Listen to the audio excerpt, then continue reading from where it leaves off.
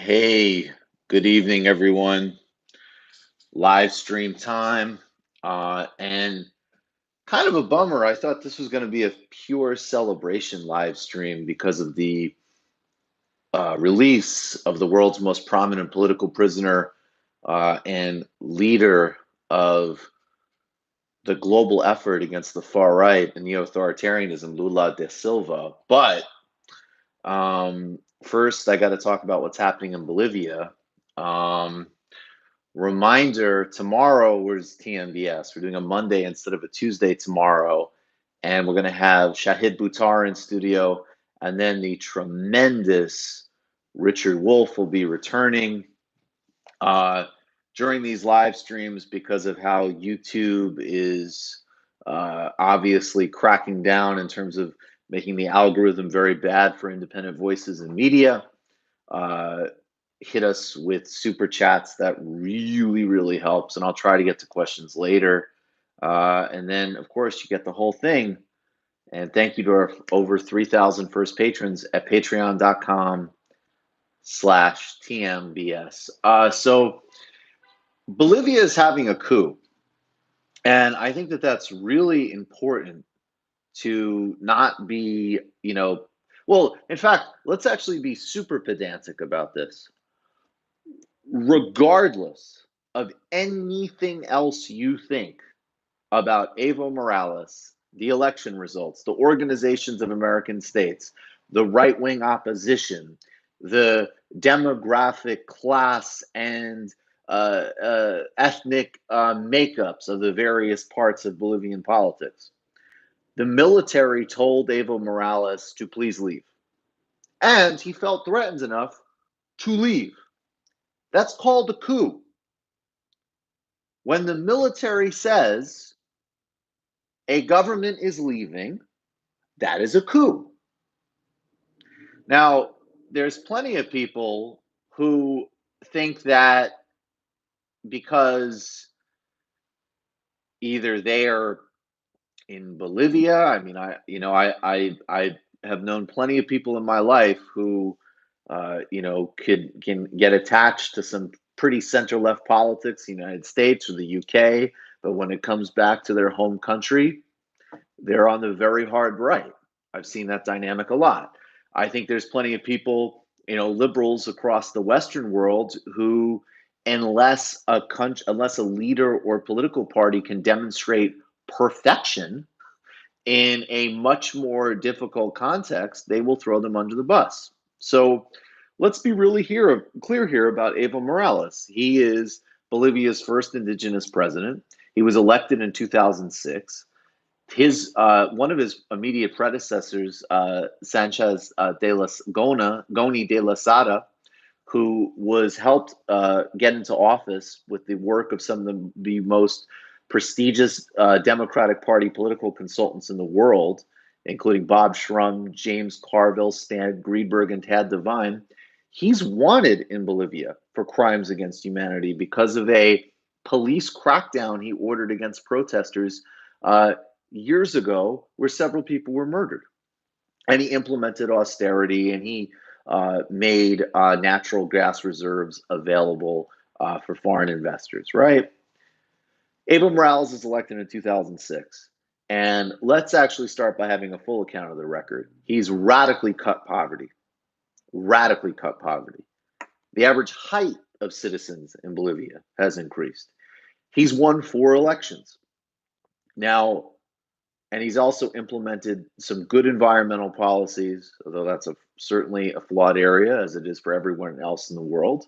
Um, he's empowered indigenous people in society in an unparalleled way. Average height has gone up because of greater nutritional efforts.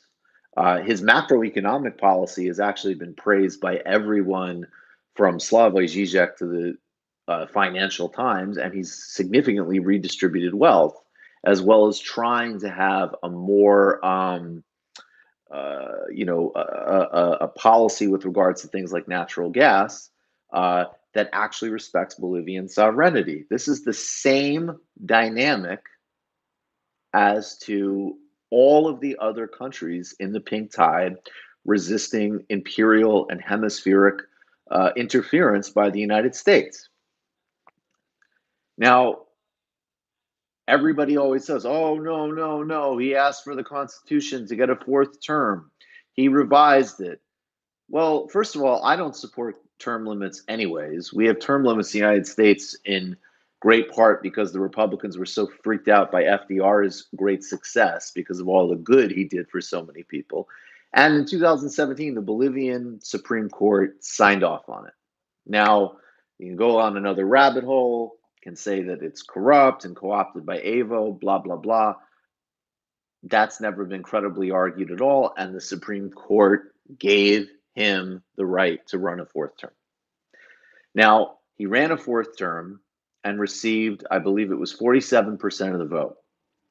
So the Organization of American States has been constantly saying that the vote totals are suspicious.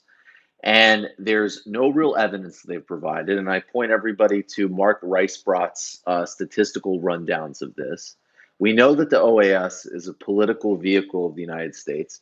And Weisbrot goes back to the OAS's interference in Haiti as one of several examples. The 2000 election that initially the OAS certified as being clean and good, they later reversed themselves on. In 2010 in Haiti, when the clown fascist singer Sweet Mickey became president, the OAS literally demanded just a reversal of election results.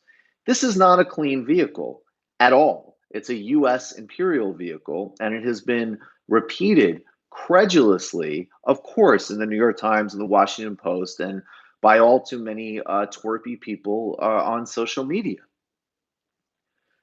Evo Morales offered to have dialogue and additional elections, even though all evidence suggested that he had won a fourth term. And now he's leaving because the military has told him to leave, which means it is a coup. That's what a coup means.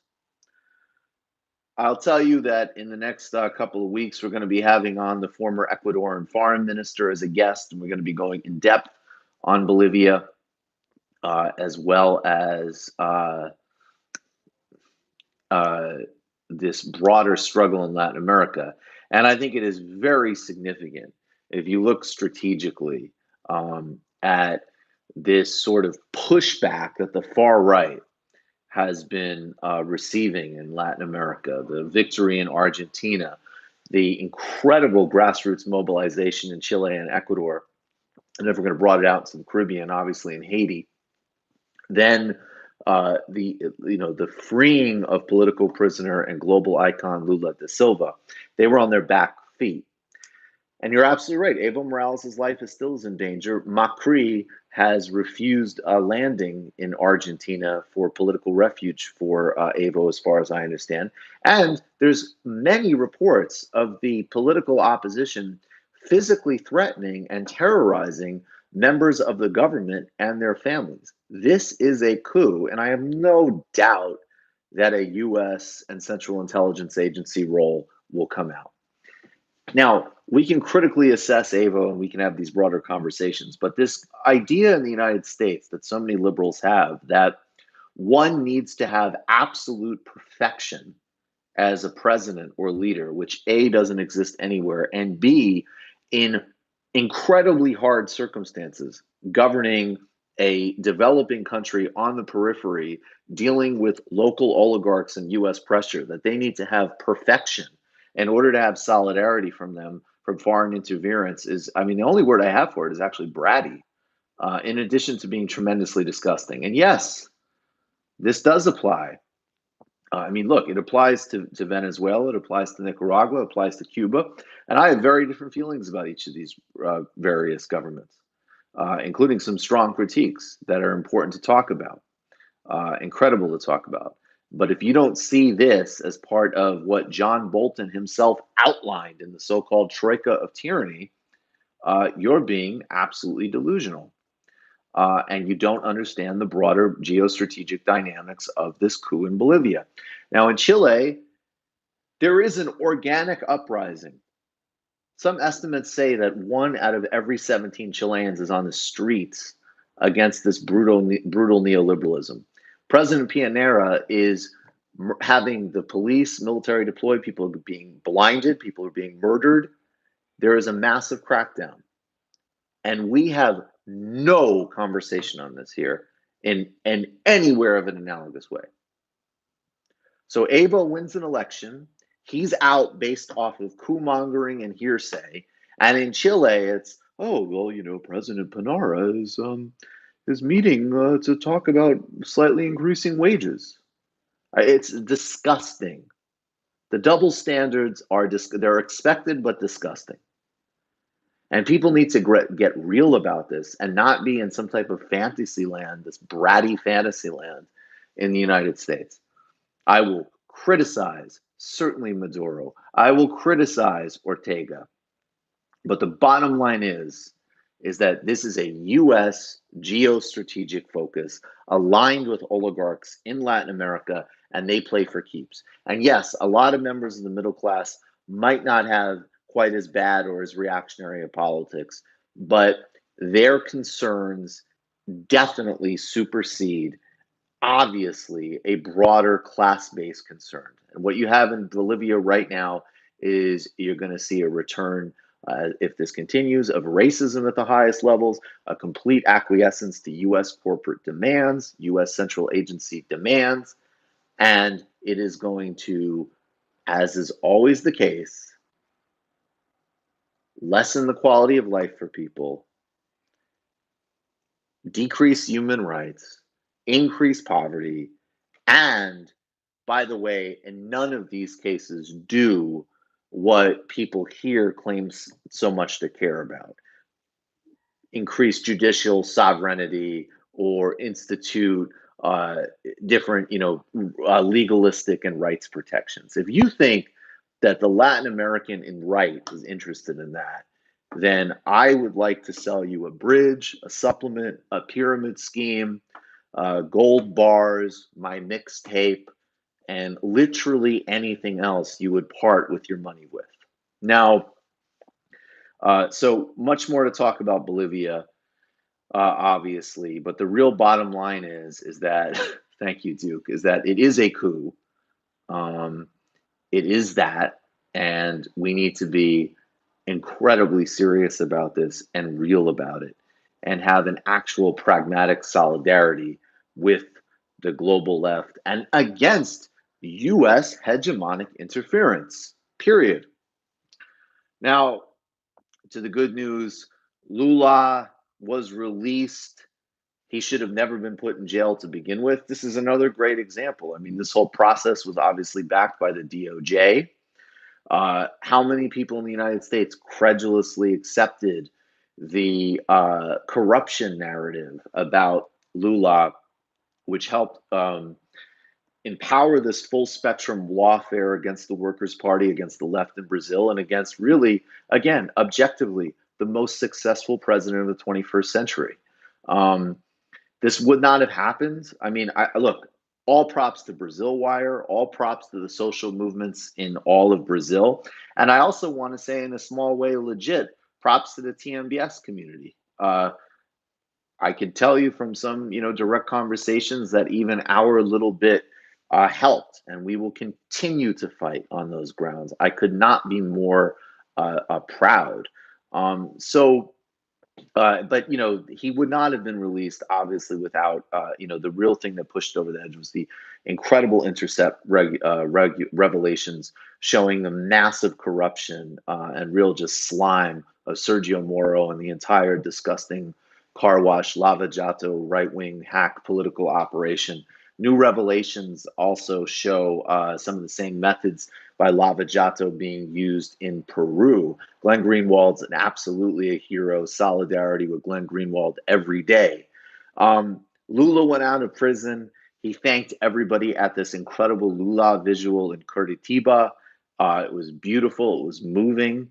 He then, the next day, went to his San Bernardino, which is the neighborhood he lives in Sao Paulo, and gave an incredible speech at his political base, the Metal Workers Union. He talked about what's happening in Brazil. He talked about Bolsonaro. He talked about the corruption of car wash and Lava Jato. He said that Venezuela should deal with its own problems, and that the United States, that Trump should deal with poor people in America and not, quote unquote, come to bust balls in Latin America. He also talked about the Uber and temp economy.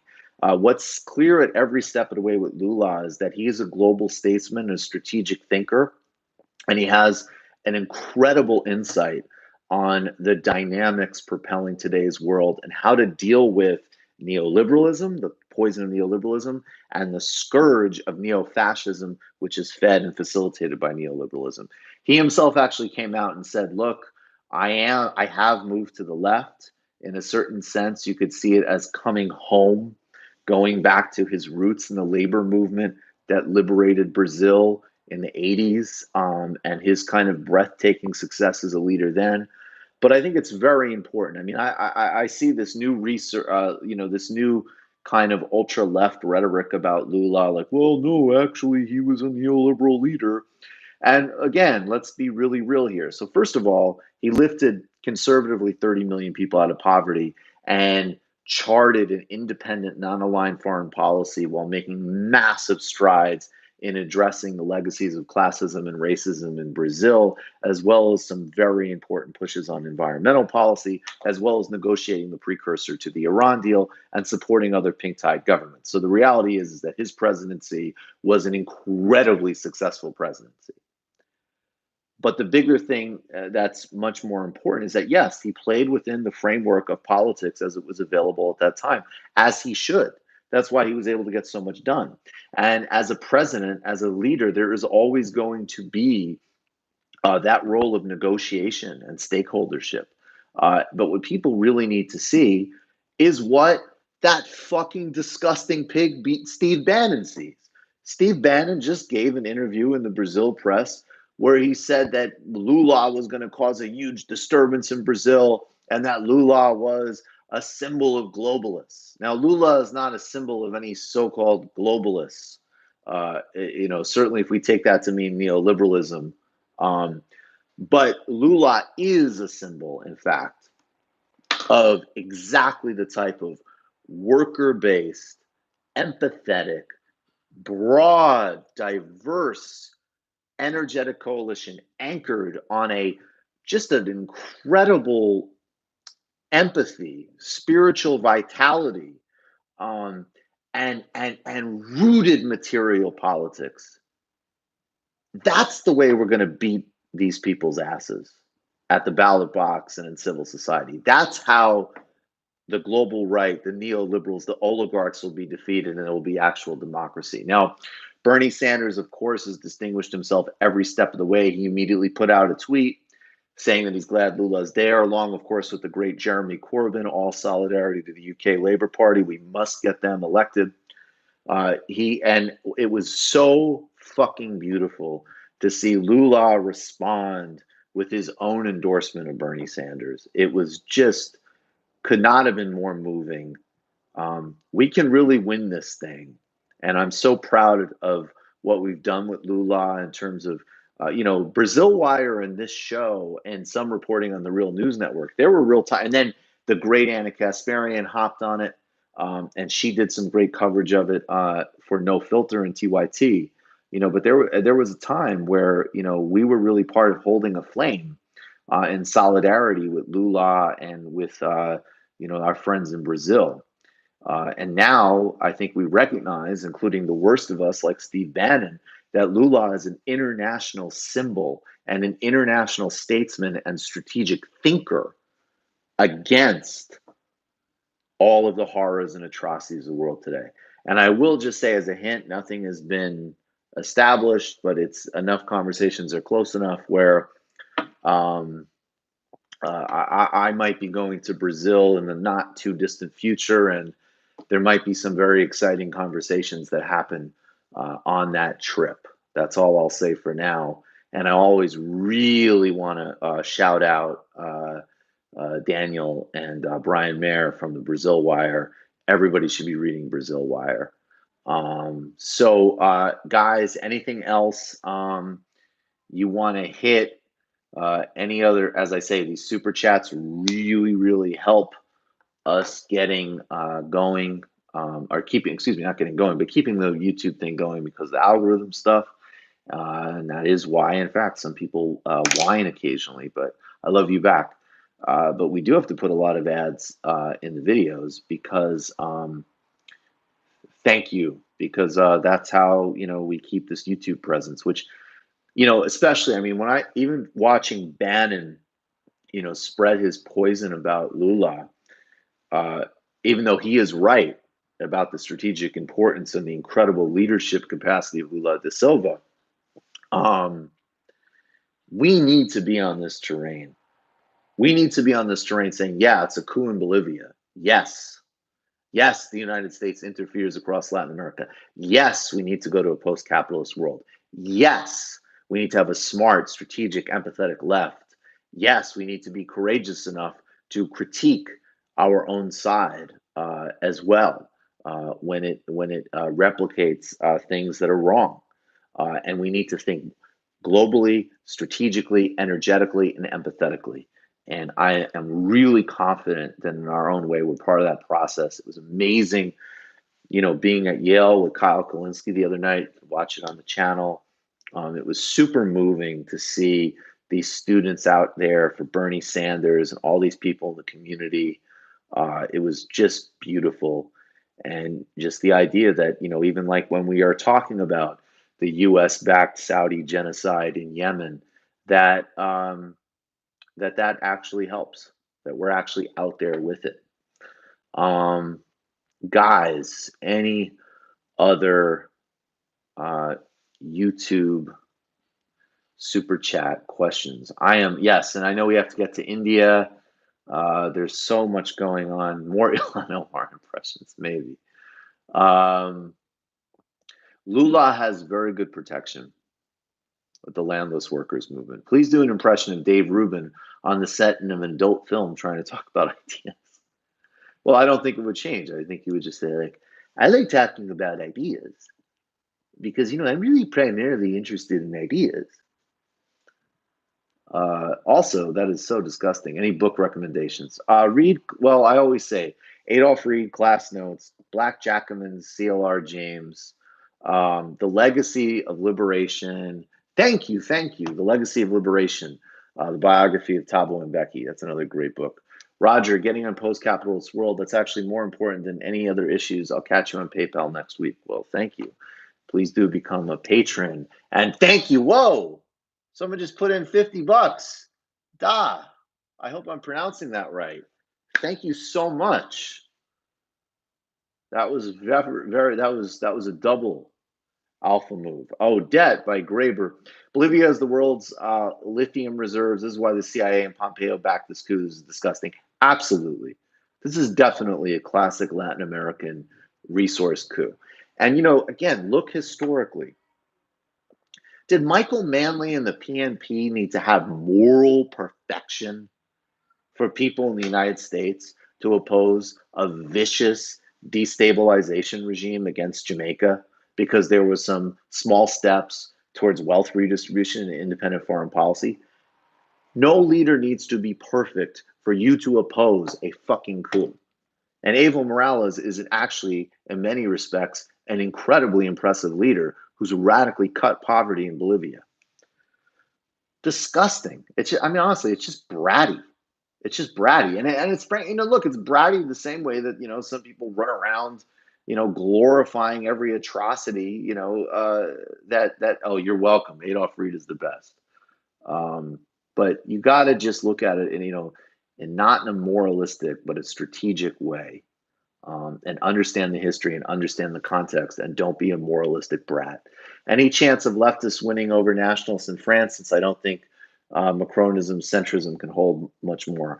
I got to look back into that, but it seems to me, I mean, I like Mélenchon, but I think they need a lot of work, and the Socialist Party is basically collapsed. So I think France is an extremely big concern, and of course, I mean, obviously, Macron was doomed to fail. The third way is dead. The third way is no way.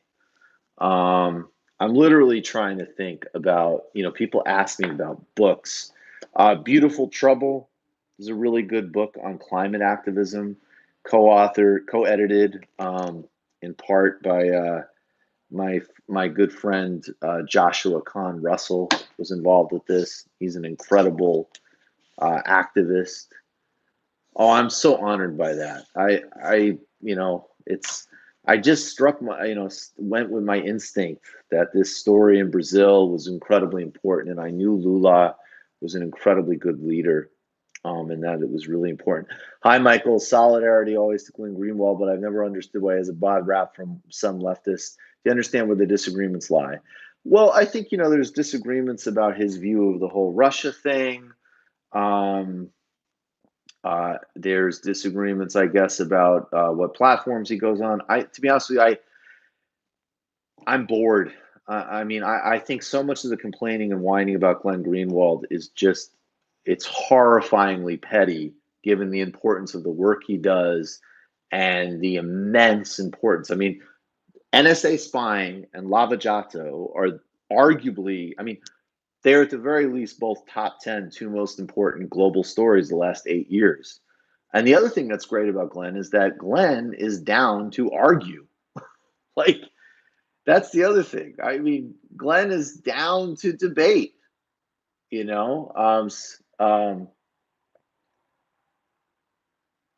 Glenn is totally down to debate. So, look, Glenn Greenwald is a brilliant analyst. He's a great journalist. And I do think, in general, especially inside the kind of left, people need to get, much more comfortable with, like, you disagree with people, you have debate, you have engagement. That's a good thing. We're not in a cult. We're not being perfectionist.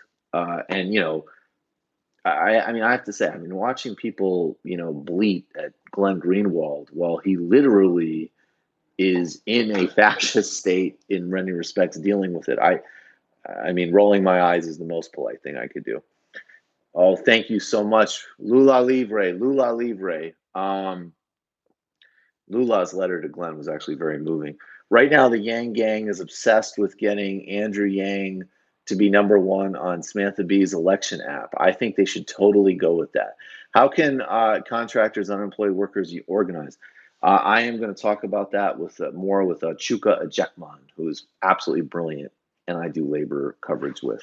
Any advice how to explain the Bernie Warren difference without being labeled a cultish Bernie bro? Well, anybody who would really label you that when you're talking about policy is probably a waste of time to somebody to talk to. But between his theory of change, having a critique of structural power, not just structural corruption, and then going down the policy list, foreign policy, all debt relief, all medical debt relief, and the fact that he's the leader. Things like Medicare for all would not be in the game if it was not for Bernie Sanders' leadership. That is amazing. Get to be #1. Yeah, the whole Bernie bro. First of all, Bernie bros are cool, and secondly, like, what a dumb, boring, passe insult. Jesus Christ, we've got real things in the world going on. What other books would I recommend? Let me actually do this. I apologize. It's going to be really shitty sound. These are some of my books. So, McMafia, which is on global crime. That's one that I would recommend. Let's do one more. Let's do. That was a good question, actually. Oh,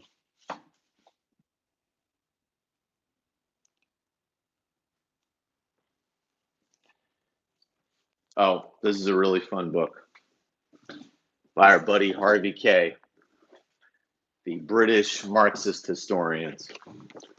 All right. I get that question a lot. And I really would recommend everything by David Harvey. He's great. Born Fee Dead by Laurie Gunst. How important is it for journalists who are clearly to left to drop their objectivity and just support Bernie outright like Naomi Klein did? Well, I mean, it depends where they are in the system. I mean, if somebody's actually really like reporting it objectively, that's different. But I mean, I think anybody who's like a left-wing journalist slash commentator like Naomi Klein, of course they should endorse Bernie Sanders. I mean, look, but again, I've said that from like the first second. I've never had any time for anybody not endorsing Bernie who claims a left label. I mean, it's a, you know, I don't have much else to say than that. Yes, AOC has been crushed. I mean, the incredible thing about the AOC, Rashida Tlaib, Ilhan Omar endorsements is not like first Bernie gets the three best, most promising, most dynamic leaders in the United States, and then they do it. I mean, this isn't just a press release and a YouTube video.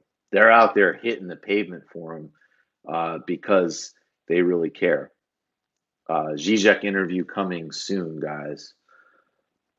All right. Let's see if we can get. Do you think we can get to $200 on the super chat? That would be awesome. Upcoming interview. I do have some thoughts on Trinidad's politics, but I need to get more into it.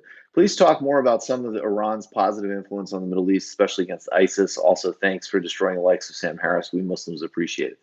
Oh, you're going to like the book title chapter on Sam Harris. I mean, look, Iran, with regards to ISIS, Iran is one of the most effective fighting forces against ISIS, and in an Iranian concept and in a Middle Eastern context, in some of those fighting situations in Syria, Hezbollah and Iranian militias have definitely protected minority groups from the barbarism of ISIS. That's reality. So yeah, upcoming guests, Richard Wolff. We're going to put the Slavoj Žižek, although I would still recommend everybody become a patron to get it early. If you haven't yet, definitely watch the Adolph Reed interview. I'm so excited to interview the great Nina Turner. Richard Wolff is coming up. Guillermo Long, I believe, will be on soon, the former Ecuadorian foreign minister. And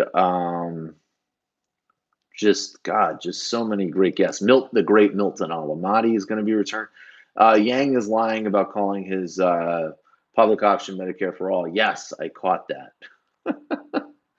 Shahid Buttar and Richard Wolff tomorrow. And yes, I will just say again, Mark Blythe is going to be back in January. I was just emailing with Mark Blythe. And then the other person that I've got to work on getting, I don't know if it will happen yet, but on the list to work on is the great Angela Davis. Thank you, Anna. But I think, thank you for going worldwide. Please call Arizona. Yes, I will absolutely call Noam Chomsky. You're 100% right. Thanks, guys. We made it over 200. Usually the goal is to get to 3. But 200 is fucking awesome, and I appreciate all of you guys so much. Let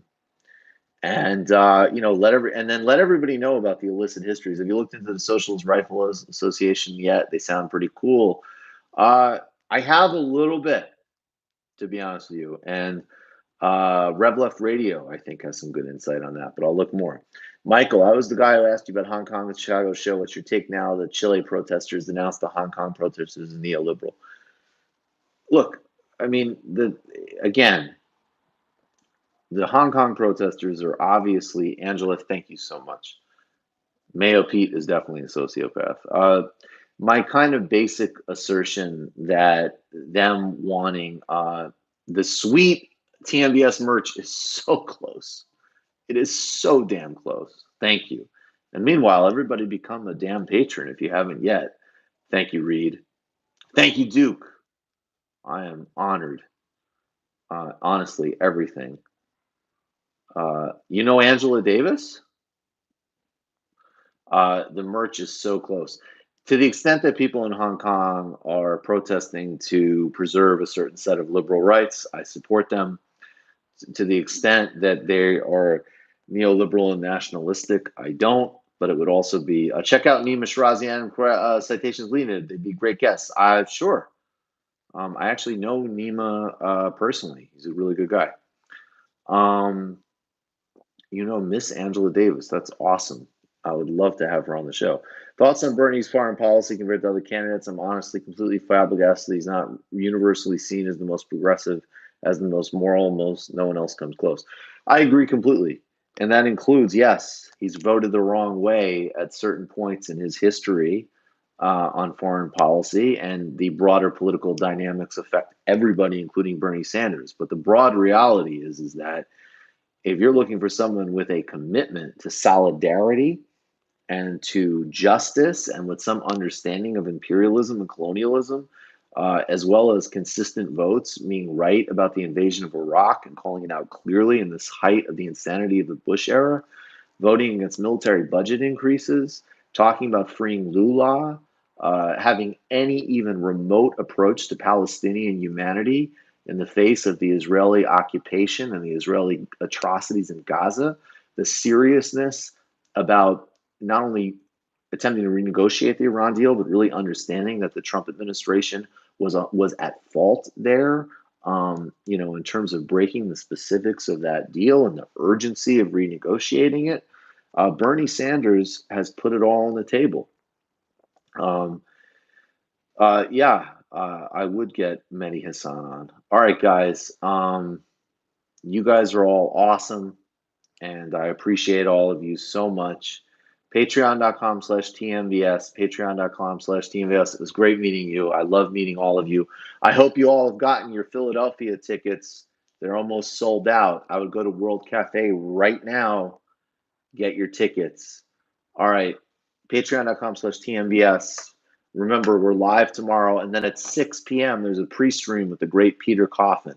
So busy day tomorrow. Thanks, guys. Love you guys. Lula Livre, Lula stay Livre.